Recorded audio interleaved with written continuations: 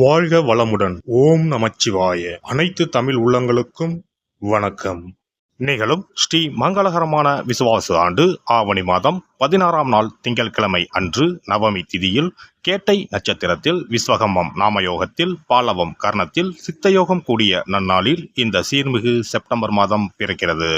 இம்மாத கிரகப்பெயர்ச்சி என எடுத்துக்கொண்டால் சுக்கிர பகவான் 14ஆம் தேதி கடகராசியில் இருந்து சிம்ம ராசிக்கு பயிற்சியாகின்றார். புதன் பகவான் 15ஆம் தேதி சிம்ம ராசியில் இருந்து கன்னிராசிக்கு பயிற்சியாகின்றார். சூரிய பகவான் 16ஆம் தேதி சிம்ம ராசியில் இருந்து கன்னிராசிக்கு பயிற்சியாகின்றார். செவ்வாய் பகவான் கன்னிராசியில் இருந்து துலாம் ராசிக்கு 13ஆம் தேதி பயிற்சியாகின்றார்.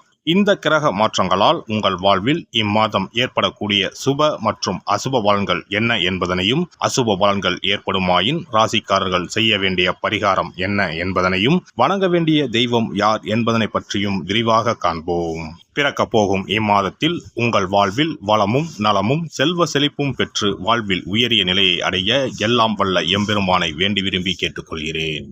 ரிஷபராசி அன்பர்களே, இந்த மாதம் திட்டமிட்டு செய்யும் காரியங்கள் அனைத்தும் வெற்றி பெறும். உணர்ச்சி வசப்படாமல் நிதானமாக எதையும் செய்வது நல்லது.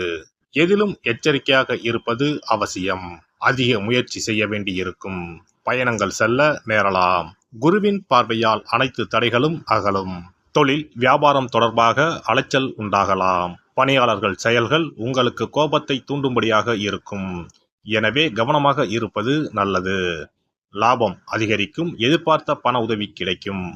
உத்தியோகத்தில் இருப்பவர்கள் கூடுதல் பணி சுமை காரணமாக அதிக நேரம் வேலை பார்க்க வேண்டி இருக்கும்.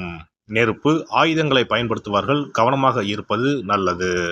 குடும்பத்தில் மனநிறைவு ஏற்படும் வகையில் எல்லாம் நடக்கும். வாழ்க்கை துணையால் நன்மை உண்டாகும். உறவினர் நண்பர்களுடன் திடீர் கருத்து வேற்றுமை உண்டாகலாம். நிதானம் தேவை. குழந்தைகளை வெளிநாடு சென்று படிக்க வைக்கும் முயற்சிகள் வெற்றி தரும். பெண்கள் உணர்ச்சி வசப்படாமல் எதையும் சிந்தித்து செயல்படுவது நன்மை தரும். கடின முயற்சியின் காரணமாகவே காரியங்கள் அனைத்தும் வெற்றி பெறும். அரசியல்வாதிகள் தாங்கள் சார்ந்துள்ள கட்சியின் தொண்டர்களுக்கும் நெருங்கியவர்களுக்கும் மிகப்பெரிய உதவிகளை செய்து பாராட்டுகளை பெறுவீர்கள். மேலிடத்தில் இருந்து உங்களுக்கு சந்தோஷமான செய்திகள் வந்து சேரும். கலைத்துறையினர் படிப்படியான வளர்ச்சியை காண்பீர்கள். வருமானம் நன்றாக இருப்பதால் ரசிகர்களுக்காக செலவு செய்வீர்கள். சக கலைஞர்களால் நன்மைகள் உண்டாகும். புதிய வாகனங்களை வாங்கும் வாய்ப்பும் கிடைக்கும். மாணவர்களுக்கு கல்வியில் முன்னேற்றம் காண அதிக முயற்சி செய்து பாடங்களை படிக்க வேண்டி இருக்கும். வாகனங்களில் செல்லும் போது கவனம் தேவை. நட்சத்திர பலன்கள். கார்த்திகை 2, 3, 4ஆம் பாதங்கள்.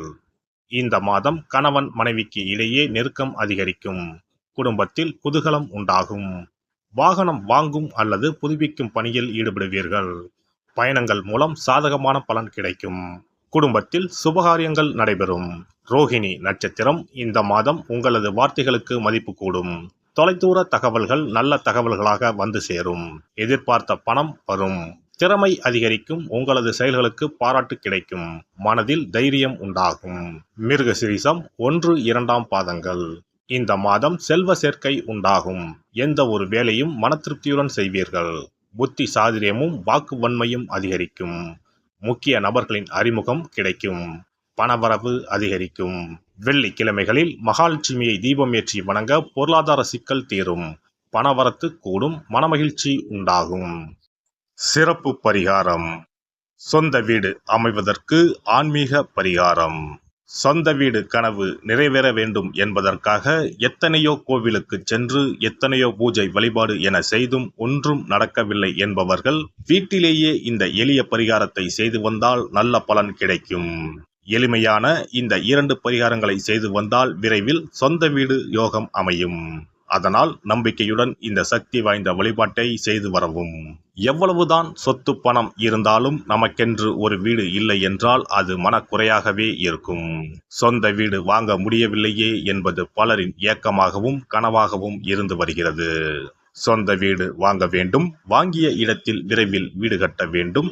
ஏற்கனவே துவங்கியிருந்த வீட்டின் பணிகளை பணப்பற்றாக்குறையால் கட்டி முடிக்க முடியவில்லையே என்ற கவலையில் இருப்பவர்கள் ஏராளம். இப்படிப்பட்டவர்கள் வீட்டிலேயே எளிமையான 2 பரிகாரங்களை தொடர்ந்து செய்து வந்தாலே போதும். சொந்த வீடு வாங்க வேண்டும் என்று நினைப்பவர்கள், அதற்கான முயற்சியில் ஈடுபட்டிருப்பவர்கள் ஒரு சிறிய அகல் விளக்கில் விளக்கெண்ணெய் ஊற்றி தீபம் ஏற்ற வேண்டும்.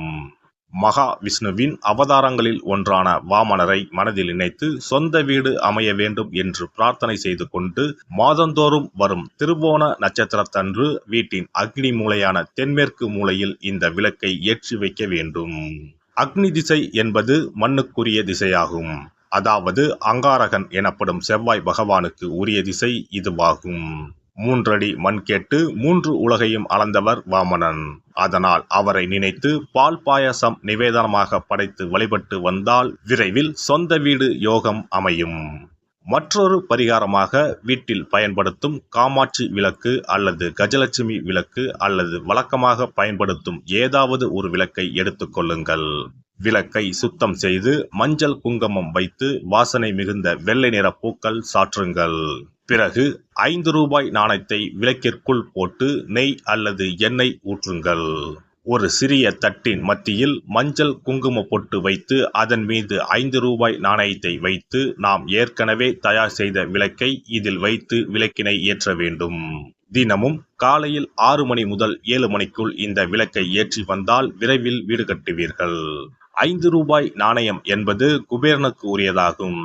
இதை விளக்கில் போட்டு ஏற்றுவதால் வீடு கட்டுவதற்கான அல்லது வீடு வாங்குவதற்கான பணம் ஏதாவது ஒரு வழியில் உங்களுக்கு கிடைக்கும்.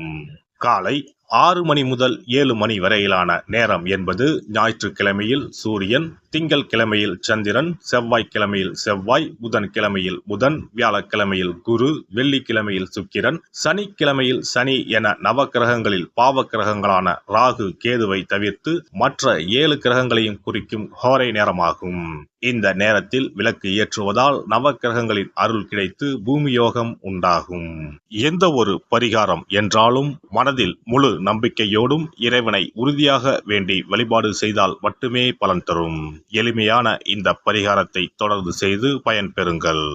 எல்லாம் வல்ல இறையருளால் நீங்களும் உங்கள் அன்பு குடும்பமும் உடல் நலம், நீலாயுள், நிறை செல்வம், உயர் புகழ், மெய்ஞானம் ஓங்கி வாழ்க வளமுடன்.